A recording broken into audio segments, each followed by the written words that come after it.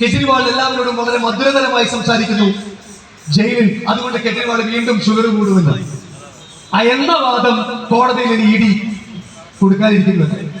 ആ തരത്തിലേക്ക് BJPയുടെ ഒരു പ്രൊപ്പഗണ്ട മിഷനായിട്ട് മാത്രം തരം താഴുന്ന ഭരണഘടനാ സ്ഥാപനങ്ങളുടെ ഒരു ഘോഷയാത്ര.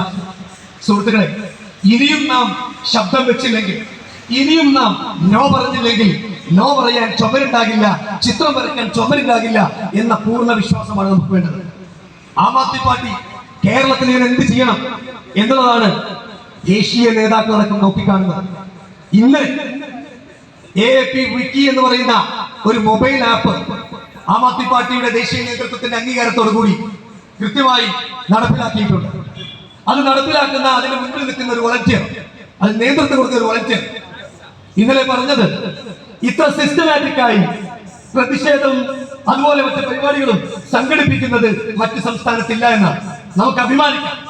നമ്മൾ വളരെ കൃത്യമായി മറവിലോകം ജനങ്ങൾക്ക് ബാധകമാകാത്ത രീതിയിൽ നമ്മൾ ഇടപെടുകയാണ്.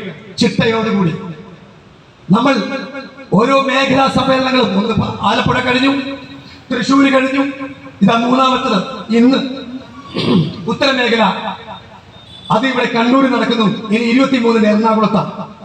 അത് കഴിഞ്ഞ് നമ്മൾ പിന്നെ ജില്ലാതലത്തിലും മറ്റു തലത്തിലേക്ക് താഴേക്ക് പോവുകയാണ്. ഇത് കൃത്യമായി പ്ലാൻ ചെയ്ത് ഇങ്ങനെ ഒരു പദ്ധതി നാഷണൽ സെക്രട്ടറി പങ്കജ് ഗുപ്തയെ ഏൽപ്പിക്കുമ്പോഴാണ്